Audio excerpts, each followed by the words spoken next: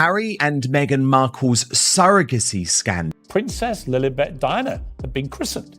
Why would they use a title for their children that represents an institution they loathe so much? She was never pregnant at all. Instead, the videos embolden conspiracy theorists. They're calling it Megspiracy, and the pair are being subjected to yet more merciless ridicule. Piers Morgan is fired up again, and this time he's not alone. Rumors are swirling that some high-level palace sources are quietly backing him up. Reports are popping up from both the United States and the United Kingdom at the same time, and the timing feels way too sharp to be a coincidence. Behind the gates of Buckingham Palace, whispers are flying about something serious, but almost nobody is talking about it openly. And it's not focused on any scandalous gossip. It's about the royal records, titles, and where certain family members officially stand in the line of succession. According to these leaks, people are spotting gaps in the records. Possible inconsistencies, missing documents, and unclear public info about important milestones are all getting attention. If even part of this is true, it explains why there's pressure building behind the scenes at the Montecito home. Stick with this, because every angle connects back to what Piers Morgan has been highlighting for months.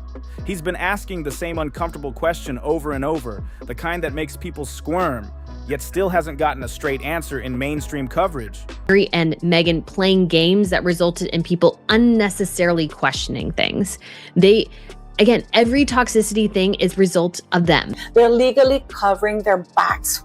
There's just too many unknowns. And then, of course, we have that the doctor that allegedly delivered Lily quit her practice 2 weeks after giving birth to Lily, or delivering Lily. That sentence there is missing. It's a question that seems simple, but lands like a punch. If certain family members keep using their royal titles in every public move, every deal, every brand collaboration, while also claiming to face obstacles from the system, then what's really happening here? Piers Morgan doesn't hold back. He calls it hypocrisy big time. Those royal titles show up everywhere. Statements, streaming deals, brand launches. They're more than names. They're a part of the image being sold to the world. And now, the spotlight is creeping toward the next generation. More titles, more attention, more value tied to those names. Morgan even framed it in terms of money, not prestige. And the moment he said it, people reacted instantly. It struck a nerve. And here's the kicker. Piers Morgan is cranking up the volume, making this more than just a story about the older generation. Now it's about what these titles could mean going forward. The stakes just got way higher. Think back to past interviews that shook the royal world. At the time, certain claims made headlines about titles and tradition, and Piers Morgan didn't hold back, calling out where the claims didn't match the official rules. Royal titles have always followed specific rules, and this isn't something decided on the fly. Prince William doubles down. According to multiple sources, it's now a matter of when, not if, he strips Prince Harry and Meghan Markle of their royal titles. Morgan pushed hard, reminding millions of how the system actually works, and the reactions were instant. The palace didn't or couldn't respond directly, and now that moment is snapping back into the spotlight. This is where everything starts connecting to what's happening today. Once a global conversation centers around royal titles and fairness, all eyes turn to how those titles are managed. That kind of attention naturally sparks a deep dive into records, procedures, and how every little decision is documented. And things are heating up fast. Piers Morgan isn't the only one asking the tough questions anymore. Reports from News Nation in the United States are piling on, adding fuel to weeks of chatter among royal watchers. The scrutiny is spreading like wildfire, and suddenly the story is impossible to ignore. Word on the street is that Prince William is making serious moves behind the scenes. Rumor has it he's preparing to remove certain royal titles, and this isn't a matter of if, but when. And it doesn't stop with just one couple. Sources suggest this could extend to the next generation too, pulling more names into the conversation than anyone expected. All 4 key names are suddenly under the microscope, and Morgan has been calling attention to this scenario for months. He keeps drawing sharp comparisons between today's royals and past situations, like Prince Andrew and Sarah Ferguson, figures who faced intense public scrutiny while holding onto royal connections. The big question he's asking: where do you draw the line between privilege, responsibility, and public perception? Morgan is not mincing words. He claims that opportunities linked to these royals are slowing down. Fewer major deals, less momentum, and rising questions about whether their royal connection is being used the way it should.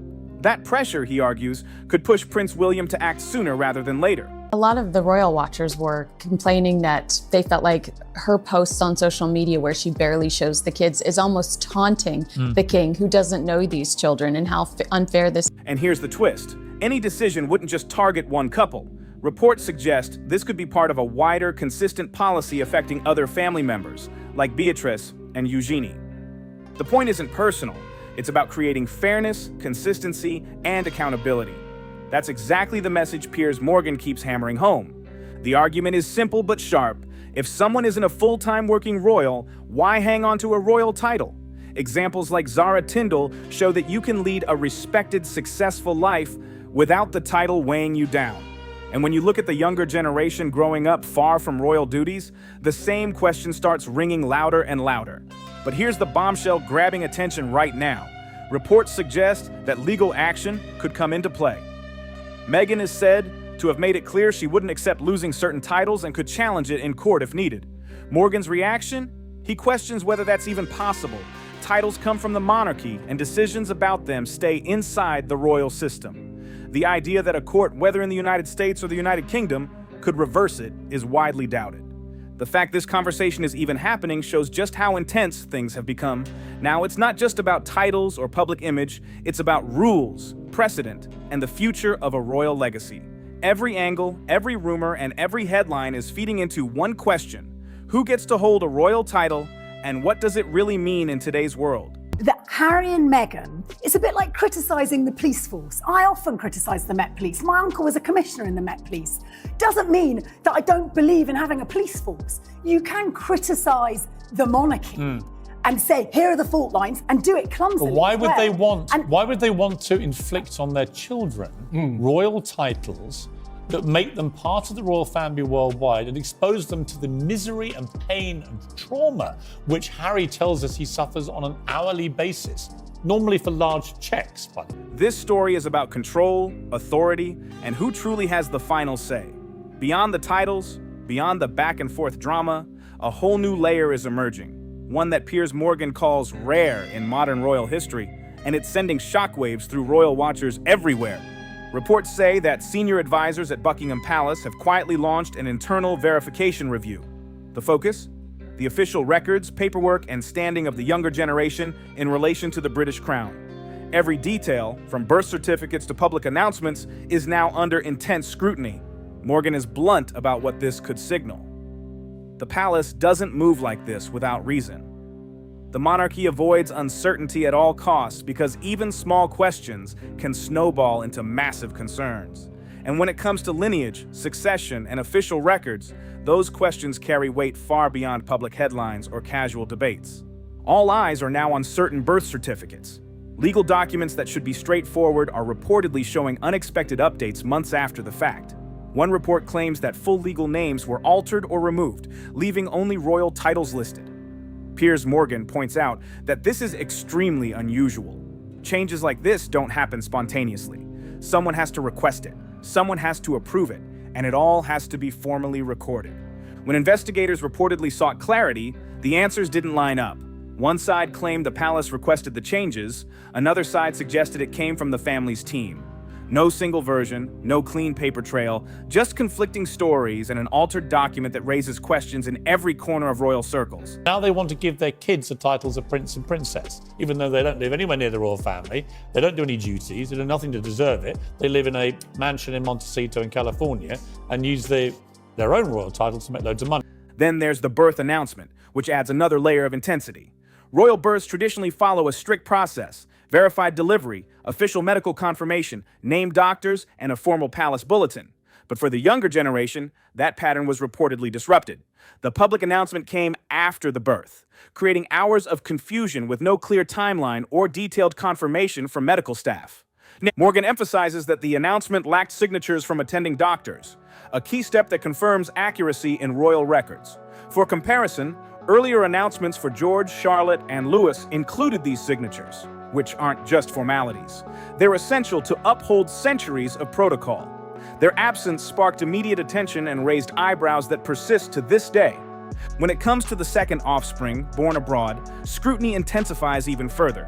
The announcement and documentation were handled entirely by the family's team, without any official royal doctors, palace bulletins, or traditional displays outside Buckingham Palace.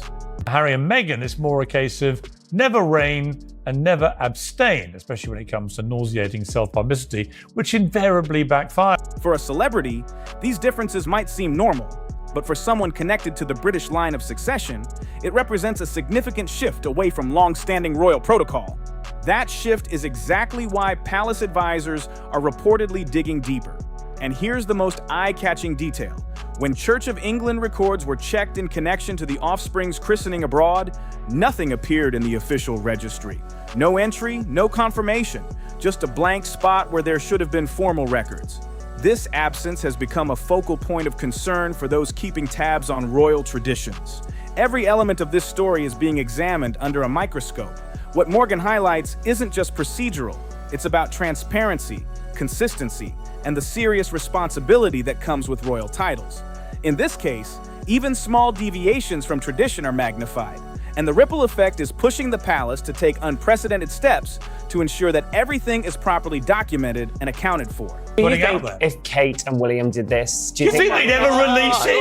If they did, You think Kate would release a twerking video, heavily pregnant at the bedside? Would people say things like that? And The would that thing be is, acceptable? these two will sell anything about their privilege. No confirmation from a bishop and no acknowledgement from the Archbishop's office. Piers Morgan doesn't hold back on that. A royal christening isn't just a photo opportunity, it carries formal weight within the monarchy, linking the family to the Church of England, a tradition that has spanned generations. When that official record is missing, eyebrows rise and questions start multiplying fast. Morgan keeps hammering on one central point.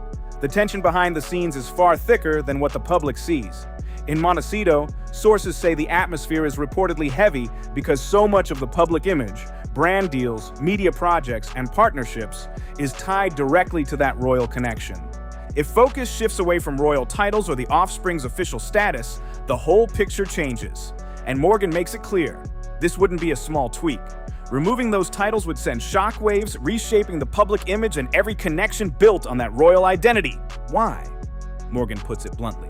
Without the royal titles attached to every deal, every media statement, every public move, the couple would simply appear as former royals who left the most famous royal family in the world.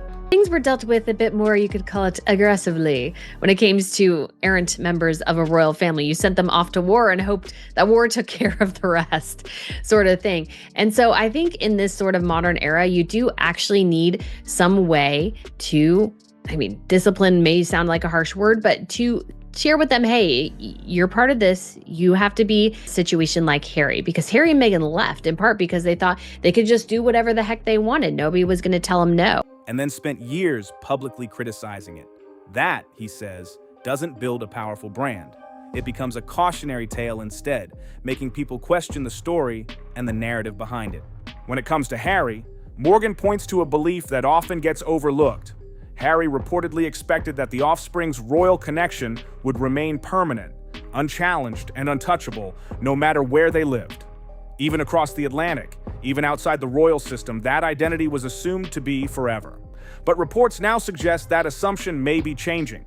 Harry is said to be reaching out to senior royals, trying to open dialogue, but those calls are reportedly going unanswered.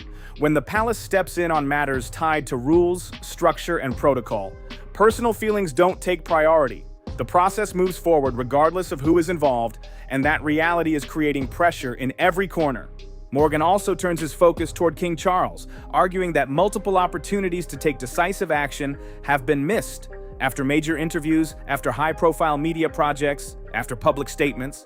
Each time, no major step was taken, and according to Morgan, that pattern has led directly to the intense situation unfolding now, a situation more complex and high stakes than ever. Now, the responsibility has landed squarely in Prince William's hands. Morgan sees him as fully aware of what's at stake. He's been watching everything unfold, step by step, carefully noting every move. He won't act on emotion, he'll act to protect the institution. That's the key point. The decisions today aren't just about the present, they set the foundation for the future. William's actions will affect his own offspring, George, Charlotte, and Louis, and the responsibility of preserving the integrity of the monarchy weighs heavily. Every choice now shapes the legacy, and Morgan stresses that this is exactly why the palace is moving carefully but decisively, ensuring that centuries of tradition and authority continue unbroken. So, where does this situation go from here? Sources closely following the palace review say there are 3 possible paths for the younger generation's royal standing, and each one carries serious weight and long-term implications. The first possibility is a quiet freeze. The titles would remain on paper, officially intact, but slowly lose recognition in every practical way. No public announcements, no updates, just a gradual fading into the background, leaving the names attached but functionally dormant. It's subtle, but the impact is massive. The second option is what insiders call a quiet reclassification. No flashy headlines, no public spectacle, just a slow removal from official records over time.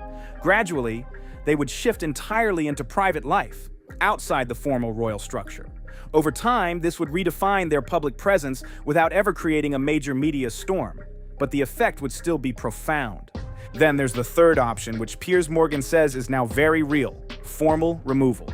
If the internal review finds that key royal protocols, records, or documentation don't fully line up, the crown has full authority to act. No drawn-out drama, no public fight, just a firm, decisive move to protect the institution.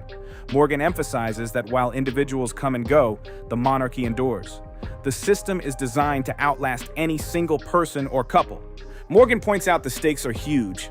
Harry and Meghan built a global brand tightly linked to their royal titles, but the real power behind those titles doesn't live in California. If a final decision is made, everything could change in an instant. Deals, partnerships, public image, all of it could shift with a single announcement. And here's where it gets even more thought-provoking. Should the palace handle this quietly behind closed doors, or make everything public for the world to see? Every choice carries consequences, and the debate itself shows just how high the stakes are right now. Morgan doesn't just frame it as a story about titles. It's about authority, tradition, and the system that protects the monarchy for generations to come. If you've got thoughts on this, drop them in the comments. Let's hear what you think.